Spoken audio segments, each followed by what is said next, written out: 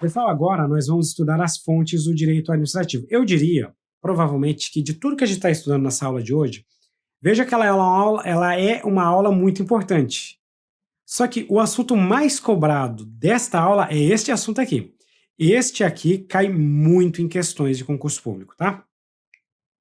E quando nós vamos falar das fontes do direito administrativo, para você entender a fonte é o seguinte: de onde que veio essa água que eu vou beber neste momento? Essa água veio de alguma fonte? E esse gole de água que eu tomei é proposital. Porque quando nós falamos de fonte, nós temos que dizer o seguinte: da onde que nasce o direito administrativo? O direito administrativo bebe da onde? A fonte, então, é a referência, é o nascimento, é da onde vem. Como que nós sabemos que funciona o direito administrativo? A partir das suas fontes, tá? E dentro das fontes do direito administrativo, nós temos duas categorias. Nós temos aquelas fontes que nós vamos chamar de fontes primárias, que são as fontes mais importantes, e nós vamos ter outras fontes que também são referências, mas nem tão importantes quanto as primárias, que serão chamadas de fontes secundárias. Basicamente, quando eu falo das fontes primárias, eu estou falando das leis. Então, sempre que eu falar em fonte primária, eu estou falando de leis. Lei é a nossa fonte primária. O direito administrativo ele é amparado pelo princípio da legalidade. Então, a nossa fonte inicial, a nossa referência é a lei. Professor, mas e aí a Constituição Federal, os decretos, outros atos normativos não entram aqui? Entram. Porque quando eu falo de leis, eu estou falando de leis no sentido amplo. Quando eu falo de leis aqui, eu estou falando de normas em geral. Então, por exemplo, aqui eu teria a Constituição, leis ordinárias, leis complementares e mais um monte de outras coisas, tá? O ponto interessante das leis é que as leis elas seguem um procedimento para sua aprovação. Então, as leis elas são fontes formais. Por que formais? Porque elas têm um procedimento de aprovação. Essas leis elas serão organizadas em números. Por exemplo, tem a lei de licitações, que é a lei 14.133, a lei de improbidade, que é a lei 8.429, tem a lei das concessões, a lei de processo administrativo, e tudo isso está escrito dentro do corpo, do teor daquelas leis. Então, as nossas fontes primárias são fontes formais, organizadas, também chamadas de fontes escritas. E, professor, o que são as fontes secundárias do direito administrativo? As fontes secundárias são algumas referências que são utilizadas na maior parte das vezes quando não tem a lei. Quando a lei não resolve, eu vou para a fonte secundária. E muitas vezes a fonte secundária é aquela fonte que me ajuda a criar as leis. Se eu voltar a citar o exemplo da lei de licitações, a atual lei de licitações, ela é basicamente um compilado da jurisprudência e da doutrina e de alguns costumes até adotados pela administração pública. Então, essas fontes secundárias, elas nos ajudam quando as leis não resolvem e também nos ajudam na elaboração das leis. E quais que são as fontes secundárias? Nós temos a famosíssima jurisprudência, que todo mundo fala, meu Deus, você vai estudar para concurso público, vai ter que entender de jurisprudência. Depois eu vou explicar o que é. Porque você sabe que você tem que entender, que você tem que estudar, mas às vezes não sabe o que é. A doutrina, que é o trabalho dos estudiosos do direito, e, por fim, os nossos costumes. O que são costumes, professor? Costumes são aquelas práticas reiteradas, comuns do dia a dia da administração pública. Essas fontes secundárias, elas são conhecidas como fontes materiais. Por que elas são materiais? Elas são materiais porque elas nascem do dia a dia. Você só vai ter jurisprudência se houver um caso concreto que chega ao Poder Judiciário. Por isso que é uma matéria. É diferente da lei, que é uma fonte meramente formal. Aqui é uma fonte material, ela nasce do caso concreto.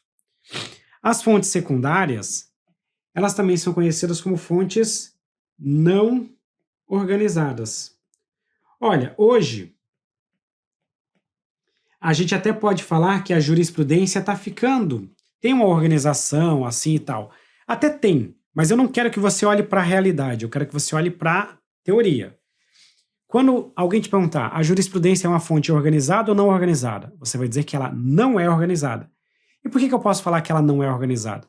Porque ainda que existam súmulas, por exemplo, a maior parte das vezes, se você vai estudar jurisprudência, você pega e pensa, meu Deus, tem 1 milhão de decisões do Poder Judiciário, como é que eu vou achar isso? Não está organizado, tudo no número certinho. Tem alguma coisa que está, mas tem muita coisa que não está. Então ela não é organizada. Doutrina, quais são os livros? Eu não sei, existem milhares, eles não são numerados, organizados. Então não é organizado. A última característica da fonte secundária é que causa mais estranheza, que é falar que a fonte secundária ela é uma fonte não escrita. Aí o aluno pega e dá um pulo de 2 metros e fala, professor, mas a jurisprudência está escrita, a doutrina está escrita, como que ela não é escrita? O não escrita aqui é no sentido de que ela não é organizada corretamente, tá? Eu sei que na prática hoje ela está escrita em algum lugar, mas nós chamamos de não escrita no sentido de que ela não tem essa organização formal das fontes primárias. Perfeito? Se você... Ah, professor, mas eu não concordo. A banca não está nem aí se você concorda ou não concorda. A banca quer saber o que está no livro. E o que está no livro é isso que eu estou trazendo aqui para vocês no nosso quadro. A partir disso aqui eu posso começar a avançar. E agora eu vou chegar para a primeira das nossas fontes. Qual que é a nossa fonte primária? A fonte primária são as leis. As leis são, a princípio, as nossas únicas fontes primárias. A lei, a princípio, é a única fonte primária que você vai encontrar. Ela também é chamada de fonte formal, fonte organizada, fonte escrita. Tudo isso eu já expliquei antes, por isso que eu já trouxe aqui pronto para vocês. A lei, ela é considerada também a fonte obrigatória. Por que ela é uma fonte obrigatória? Porque se um ato administrativo não atender o que está na lei, esse ato será invalidado. Por isso que a lei é a fonte obrigatória. Você é obrigado a seguir a lei. Perfeito? Então essa é a nossa fonte obrigatória. Eu expliquei antes para vocês que quando eu falo de lei em sentido amplo. Eu não estou falando só da lei ordinária, da lei complementar. Quando eu falo de lei, eu estou falando, por exemplo, da Constituição Federal.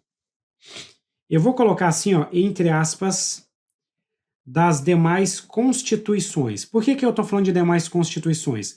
Porque nós temos as constituições estaduais, leis orgânicas dos municípios, por exemplo. Quem já estudou direito constitucional sabe que hoje em dia nós temos um negócio chamado de bloco de constitucionalidade. Porque além da Constituição existem outras normas com a mesma força que a Constituição Federal. Por exemplo, os Tratados Internacionais de Direitos Humanos. Os Tratados Internacionais de Direitos Humanos que sejam aprovados no mesmo rito de uma emenda à Constituição Federal, são equiparados às emendas constitucionais. Então, eles fazem parte da Constituição Federal. Quando eu falo de lei, eu estou falando das leis propriamente ditas. E aqui, quando eu falo de leis propriamente ditas, eu estou falando de todos aqueles atos que a Constituição Federal prevê como atos normativos primários. Professor, o que são atos normativos primários? Atos normativos primários são aqueles atos que têm fundamento diretamente na Constituição Federal. A referência deles é a Constituição. Consequentemente, esses atos normativos primários podem inovar no direito, criando direitos e criando obrigações. Só que eu vou ainda mais além. Existe boa parte da doutrina que acrescenta nesse conceito de leis outros atos, que são os chamados atos normativos administrativos. Esses atos normativos administrativos são aquelas normas editadas pela própria administração pública. Por exemplo, um decreto. um decreto do presidente da República, uma resolução de um ministro de Estado. Esses atos normativos da administração pública também fazem parte do conceito de leis, no sentido amplo, como fontes primárias do direito administrativo. Olha só, se eu fizer um resumão aqui, ó, eu posso falar para vocês o seguinte: se eu pegar essa pirâmide, que lembra um pouco a pirâmide de Kelsen, que você vai estudar lá no direito constitucional, eu teria no ápice dessa pirâmide aqui a Constituição Federal. Tem mais algumas coisas que se fala na pirâmide de Kelsen, mas eu não vou tratar disso aqui nesse momento. No segundo nível, eu teria as leis, mas quando eu falo de leis aqui, eu estou falando das leis como atos primários. Todos aqueles atos que possuem força de lei. Depois, no outro nível, eu teria os atos normativos editados pela própria administração pública. Esses são os chamados atos normativos administrativos, como os decretos, por exemplo. Tudo isso aqui é a referência. Tudo isso aqui é o fundamento que a administração pública vai utilizar. Deixa eu colocar uma linha aqui, ó. Essas aqui são as nossas fontes. E a partir dessas fontes aqui, a administração pública vai poder editar os atos administrativos. Exemplo, aplicar uma multa, nomear um servidor, lançar um concurso público, nomear um candidato para o cargo público. Esses são os atos administrativos. Os atos administrativos não são fontes. O ato administrativo não é a fonte. O ato administrativo é editado a partir de uma fonte. Então, as fontes são utilizadas para que a administração pública possa mais adiante editar os nossos atos administrativos, tá? Então, os atos administrativos são editados a partir das fontes. Quais são as fontes? Constituição, leis e atos normativos administrativos. Show de bola? Então, vamos lá. Deixa eu deixar nesse quadro para você anotar rapidamente.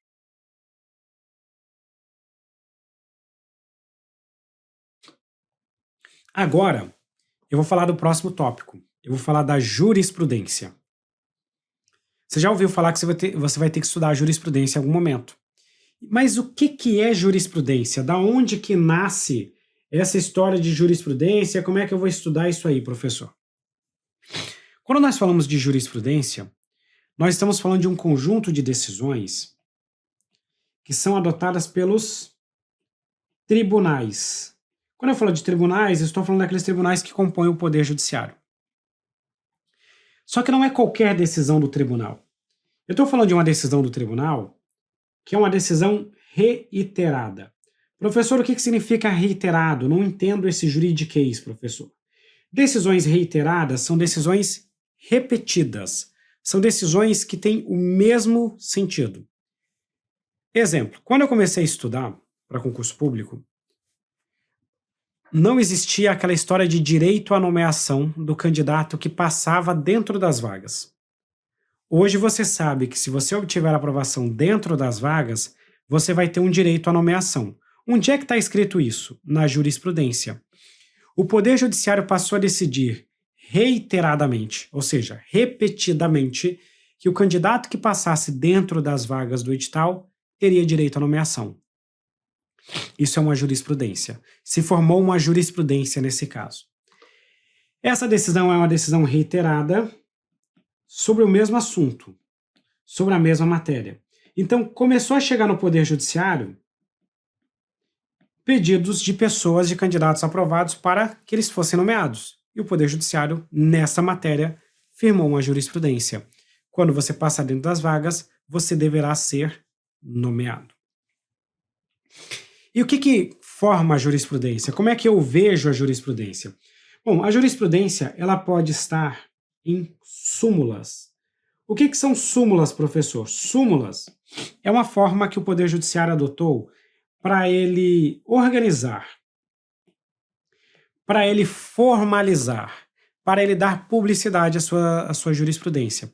Quando um órgão no Poder Judiciário elabora uma súmula, ele está falando para a sociedade o seguinte: olha, Eu estou vendo aqui que várias vezes que eu fui decidir esse assunto, eu sempre decidi dessa forma.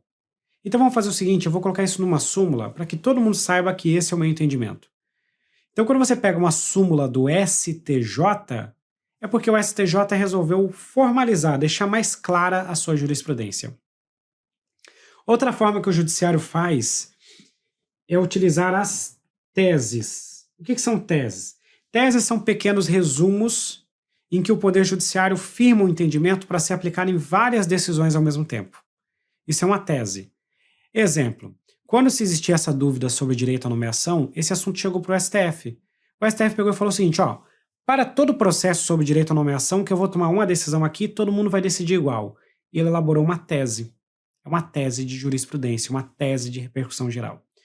E quando não está nem em súmula e nem em tese, nós falamos que existem os precedentes. O que são os precedentes? É quando você pega lá uma decisão e um julgamento específico, e você diz o seguinte, ó, esse aqui é um precedente, é uma decisão do Poder Judiciário sobre esse assunto. Ok, mas vamos lá, vamos avançar mais um pouquinho. Você já entendeu agora onde que está a jurisprudência. Mas deixa eu contar uma coisa para vocês. Lembra que eu comecei a aula, que eu comecei esse assunto falando que a jurisprudência é uma fonte secundária? É uma fonte secundária porque a jurisprudência, a bem da verdade, ela não é. Olha que ponto interessante. A jurisprudência, ela não é vinculante. Professor, como assim a jurisprudência não é vinculante? Eu sempre achei que fosse obrigatório para a administração pública seguir a jurisprudência. E deixa eu contar para vocês. Em regra, a administração pública não precisa seguir a jurisprudência. Em regra. Esse assunto tem uma série de... Calma aí. Mas aqui eu só estou colocando assim, ó, em regra, não precisa seguir a jurisprudência. Porque a decisão do Poder Judiciário é uma decisão inter partes. Ou seja, essa decisão do Poder Judiciário só vale para aquelas partes que estão envolvidas no processo. E se está difícil para você entender, eu vou te dar um exemplo muito clássico. Existe uma célebre frase que diz que o direito não socorre aos que dormem. Imagina, eu vou te trazer dois exemplos. Exemplo número 1. Você fez um concurso público e teve uma questão com gabarito polêmico. Supostamente essa questão estava fora do edital. Você fez o recurso e a banca indeferiu o recurso. Quando a banca indefere o recurso, ela diz o seguinte, olha, na minha visão, é essa a minha decisão. Isso aqui estava no edital em tal item. O João contratou um advogado e ingressou numa ação judicial. E lá no Poder Judiciário ele provou que aquele item estava fora do edital. O juiz emite uma sentença determinando que a banca atribua o ponto da questão ao João. A Maria ficou sabendo da decisão do João e comemorou, pensando, nossa, se o João vai ganhar aquele ponto, eu vou ganhar também, e agora eu vou ser nomeada para o meu cargo. Negativo. O direito não socorre aos que dormem. Se a Maria não moveu a ação judicial, ela não será beneficiada por essa decisão. A decisão, a princípio, vale apenas para o João. Ah, professor, mas eu fui fazer um concurso, anular a questão e beneficiou todo mundo. Quando a banca anula de ofício, beneficia todo mundo. Quando você vai lá no Poder Judiciário, a decisão é só para quem moveu a ação judicial. A decisão é inter partes. Professor, mas se a banca teve que atribuir o ponto para um candidato, ela não deveria atribuir para os demais? Não, porque a jurisprudência é uma fonte secundária. Ela não vincula a decisão da administração pública. Só naquele caso. Naquele que ingressou com a ação, ela vincula. Para os demais, não. Por isso que nós falamos que a jurisprudência é uma fonte secundária. É uma fonte subsidiária. Ou seja, é uma referência. Na prática, quase sempre a administração acaba seguindo muitas jurisprudências, principalmente aquelas que estão em súmulas, em teses e tal, por uma questão de segurança jurídica. Mas ela não é obrigada a seguir. Ela faz uma decisão apenas inter partes.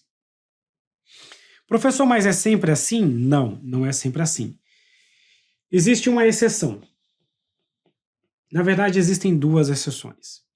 Existem algumas decisões do Poder Judiciário que são decisões que nós falamos que elas possuem eficácia. Guarda essa expressão, parece complicada. Prometo para vocês que é só aqui que eu vou trazer juridiquês.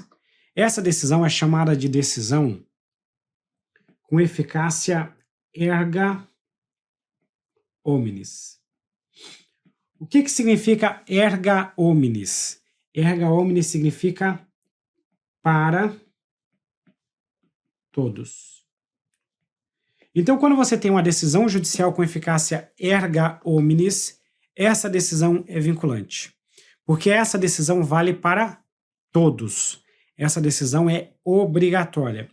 Quando que existe uma decisão judicial com eficácia erga omnes? Existe eficácia erga omnes naquelas decisões em controle concentrado de constitucionalidade. Exemplo, numa ADI, ação direta de inconstitucionalidade, ou numa ADC, ação direta de constitucionalidade. Aqui a eficácia é para todo mundo, beneficia todo mundo, porque essa decisão é uma decisão com eficácia erga omnes. Súmulas vinculantes. O que são as súmulas vinculantes? As súmulas vinculantes são súmulas editadas apenas pelo STF, outros órgãos do judiciário não podem editar, e essa súmula vinculante é obrigatória para a administração pública e para as demais instâncias do Poder Judiciário. Então, controle concentrado e súmula vinculante, essa vale para todo mundo. Tanto que, como essa daqui é obrigatória e vale para todo mundo, a doutrina define que este tipo específico de jurisprudência deve ser classificada como uma fonte primária do direito administrativo. Por que essa daqui é uma fonte primária? Por duas situações. Primeira, porque ela é vinculante, ela obriga a todo mundo. E segundo, porque ela vale para todo mundo, ela tem eficácia erga omnes. Então, a força de uma decisão em controle concentrado, em súmula vinculante, ela é muito semelhante à força da lei. Ela é basicamente igual a uma lei. E por isso que ela é considerada uma fonte primária. Só que quando você vai fazer a questão de concurso público, você tem que entender o seguinte. Se a questão te perguntar genericamente, jurisprudência é fonte primária ou secundária? Você marca como secundária. Você sabe que tem uma exceção, mas você marca que é secundária. Se a questão te perguntar especificamente de controle concentrado e súmula vinculante, decisão com eficácia erga omnes, somente neste caso você diz que é uma fonte primária do direito administrativo. Show de bola? Tranquilo? Calma que daqui a pouco na resolução de questões você vai ver como está fácil esse assunto. Vamos falar agora do próximo item da doutrina. Professor, na aula você sempre fala dos doutrinadores, fala da Maria de Pietro, fala do Carvalho Filho, fala do Bandeira de Melo, do Eli Lopes Meireles. Meu Deus, professor, o que é a doutrina? A doutrina nada mais é do que o trabalho dos especialistas, dos estudiosos do direito, que fazem estudos, que publicam livros, que publicam artigos e assim sucessivamente. Então essa é uma fonte secundária, que surge a partir desses livros, desses estudos dos especialistas dentro de cada ramo do direito. A doutrina ela não obriga a administração pública. Se o autor fulano de tal diz que a administração pública deve fazer isso ou aquilo, isso não obriga a administração pública. É a visão dele que a administração deve fazer aquilo. Mas a administração não é obrigada a seguir esse ponto de vista desse autor. Só que isso é uma orientação. Muitas vezes a administração pública utiliza a doutrina como fundamentação. Às vezes você vai lá e pede um direito e a administração pública concede ou indefere o pedido. E ela vai fundamentar. Ela pega, de acordo com Eli Lopes Meireles, não sei o que lá. Essa vai ser a referência, a fundamentação, o ponto de apoio para a tomada de decisão da administração pública. Então, aqui nós temos orientações, fundamentações que a administração pública adota para tomar as suas decisões. Essas decisões, essa jurisprudência, essa doutrina, melhor dizendo, é utilizada tanto pela administração pública, mas por vezes pelo Poder Judiciário. Quantas vezes você já leu uma decisão judicial? Aí vem alguém e fala, professor, nunca li. Mas se você passar a ler, você vai ver que sempre a decisão judicial acaba pegando um livro, algum autor como referência. E deixa eu contar uma outra coisa interessante. A doutrina, desculpa, ela também ajuda na elaboração das normas. Elaboração de normas. Eu vou pegar um exemplo para vocês. Existe uma lei no âmbito federal, que é a Lei de Processo Administrativo, a Lei 9784.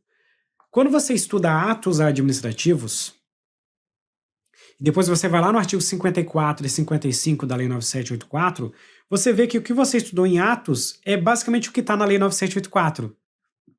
O que a doutrina falava sobre os atos, o legislador pegou, copiou aquilo lá e jogou numa lei. Então você teve um exemplo em que a doutrina ajudou na edição de uma lei e eventualmente na edição de outros atos normativos. O que a gente percebe aqui? Que às vezes as fontes secundárias, elas auxiliam na elaboração das fontes primárias. Elas são referências utilizadas para a edição de uma fonte primária mais adiante. Bacana, né? E o último caso que eu vou falar para vocês agora são os costumes. Primeiro eu preciso dizer uma coisa para vocês que gera bastante debate, que é o seguinte. Cada vez mais existe um debate se o costume seria realmente uma fonte do direito administrativo. Se eu colocasse numa hierarquia, o costume seria a fonte mais fraca. E muitos autores dizem que os costumes não foram recepcionados como fonte do direito, por causa do princípio da legalidade. Se eu só posso fazer o que está na lei, como é que eu vou fazer um costume que não está na lei? E aí sempre fica esse debate, costume é fonte ou não é fonte? As questões de concurso público seguem a linha de que o costume é uma fonte, porém uma fonte muito limitada. Uma fonte secundária, indireta, inorganizada, subsidiária, e que só vai ser utilizada quando não contrariar uma lei. E deixa eu tentar trazer para vocês o que é um costume. O costume, normalmente, é aquele tipo de regra informal. Essa regra informal é aquela regra que é aplicada dentro da administração pública, de forma uniforme. Ou seja, constantemente é assim que se faz. Normalmente, esse costume acontece quando chega lá aquele concurseiro que foi recém-nomeado, ele chega na administração pública, ele sabe tudo das leis, mas ele não sabe quais são os costumes. Aí, de repente, ele chega pro chefe dele mais experiente, né? Ele pega e fala, ô, Capivara, é assim que se faz, meu amigo. Vem cá, cola em mim que eu vou te explicar. Normalmente isso aqui é um costume.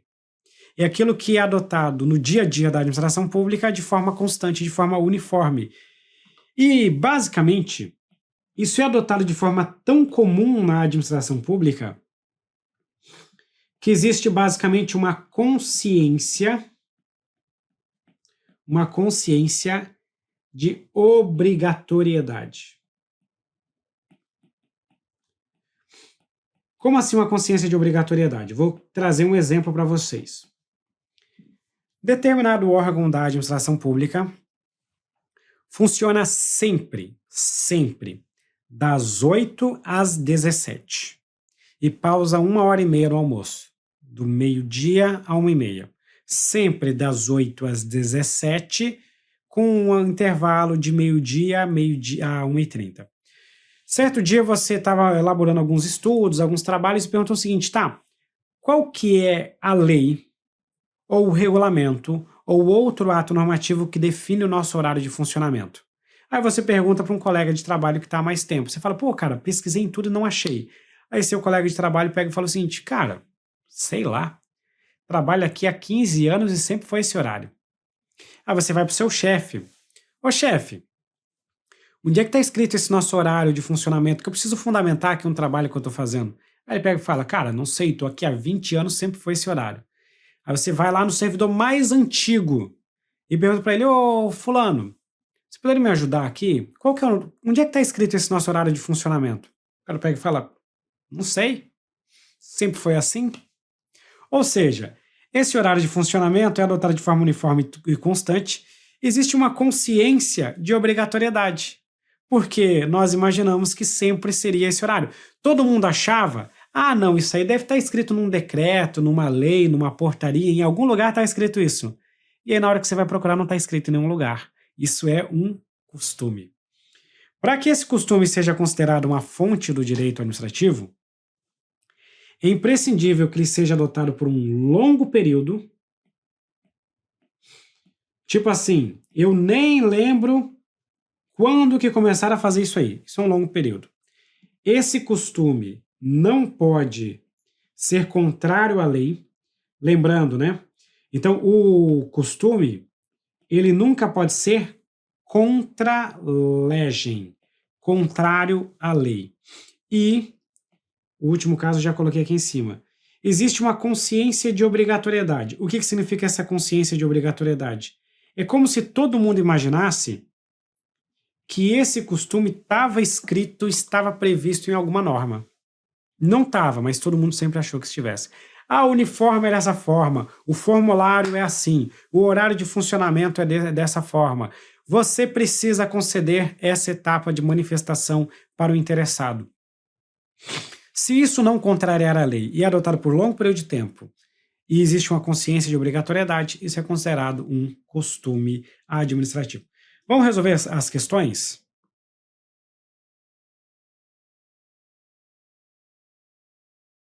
Conforme a doutrina majoritária, os costumes não são fonte do direito administrativo brasileiro, porquanto a administração pública deve obedecer estritamente ao princípio da legalidade. Pessoal, a doutrina majoritária diz que os costumes não são fontes? Errado.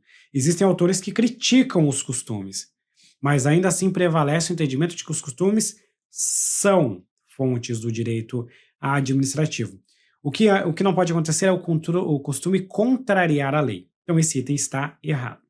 Próxima questão. O direito administrativo é um conjunto de normas e princípios que rege a atuação da administração pública. Assinale a opção que indica apenas as fontes do direito administrativo. Eu só quero fontes do direito administrativo. A letra A. Aqui é aquele tipo de questão que é decoreba, tá? Decoreba. Então, quais são as nossas fontes? Leis, jurisprudência, doutrina e costumes. Qual a alternativa que tem isso? A alternativa que tem isso aqui, ó, é a letra C. Jurisprudência, costumes, lei e doutrina. A letra A, ela cita normas e regras. Pessoal, de certa forma, eu entendo assim, se o dia que eu virar um doutrinador, eu vou falar, não, normas e regras também são fontes. Só que a norma e a regra, ela fica muitas vezes ali embutida no conceito de lei no sentido amplo. Por isso, como essa questão mais decoreba, eu nem gosto dessa questão, né? Uma questãozinha bem chumbrega, mas aí acabou não ficando. Aqui você vai no que é mais certo. Costumes, regras também não foi citado, normas não foi citado. A letra D fala novamente de normas, fala de regras, e a letra E fala de normas aqui. Então, por isso o gabarito foi a letra C. Não é uma Brastemp a questão, mas é isso aí, foi assim que nós aprendemos e é assim. Olha o costume aparecendo, foi assim que nós aprendemos e é assim que cai na prova. Próximo item. Dentre as fontes do direito administrativo, é possível deduzir que não se mostra necessária a codificação das leis e atos normativos para que se consubstanciem fonte do direito administrativo. Pessoal, olha só. Fontes do direito. É possível deduzir que não se mostra necessária a codificação de uma lei ou de um ato normativo para que ele seja uma fonte. Pergunto para vocês, lei é fonte do direito administrativo? É. O direito administrativo é codificado? Não. Então, o que eu concluo? Que a lei não precisa ser codificada para ser fonte do direito administrativo. O ato normativo não precisa ser codificado para ser fonte do direito administrativo.